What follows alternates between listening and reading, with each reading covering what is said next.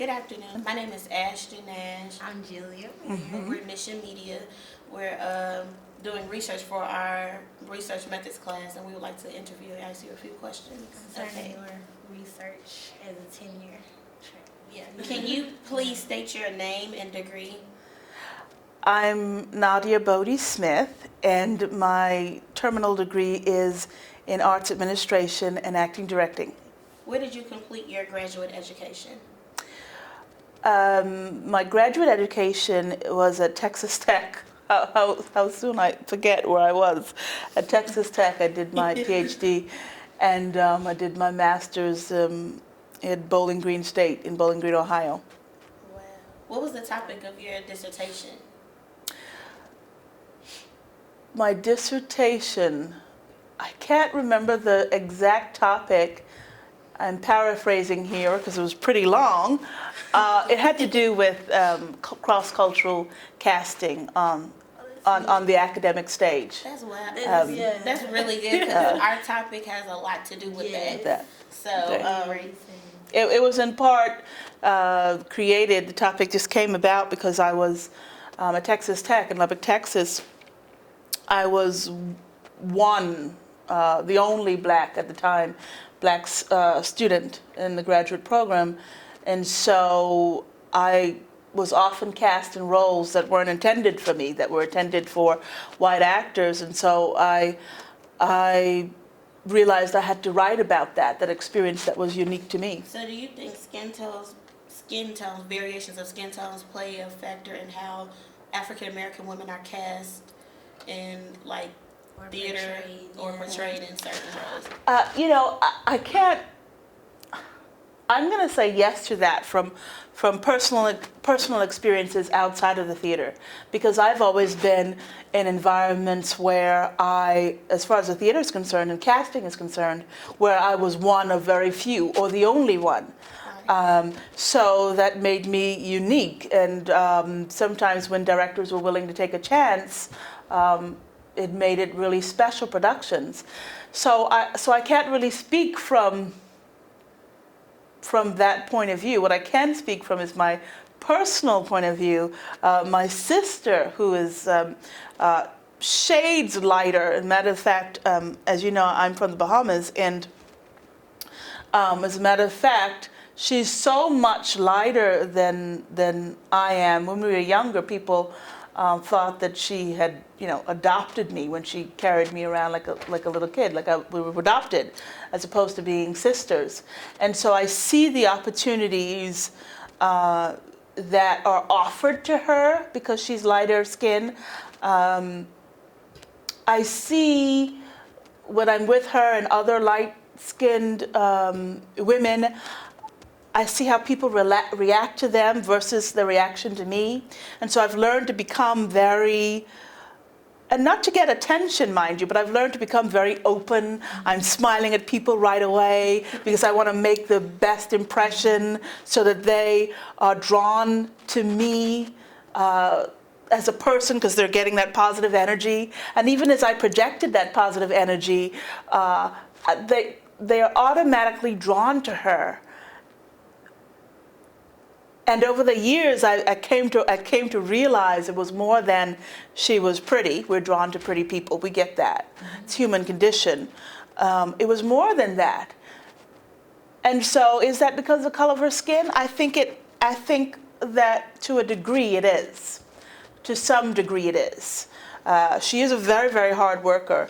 But the reality is, we know this. We don't need a bunch of tests to tell us that this is so. So I've recognized this in my own personal life, my sister and other light-skinned women. With that realization that you mentioned, it kind of brings to my mind the age-old question that we adopt in theater: is life, a reflection of the theater world, or does the theater realm reflect how we, interpret beauty in real life? I think they work both hand in hand. Certainly we, as writers, as designers, as performers, we look at what's going on around us and in our personal lives and in the lives of people that we look up to. and we create images of those things, whether we are impressed with those things or those things upset us, we continue to perpetrate images of those things in order to make a point or to make a change or what have you. So I think they work hand in hand. What type of research did you conduct? Was it qualitative or quantitative? And why? It was a bit of both, actually, because I actually had to research theaters across the country, and find out the ratio of whites versus a different race, and not necessarily black, white versus a different race, and how directors, or if directors, what their personal approach to directing outside of the race, which means that the playwright has said, we want 2 white blonde women playing this part, 3 men, middle age, right? And so I had to find out all the directors who chose to not use that model and chose to use other ethnic groups in some of those parts.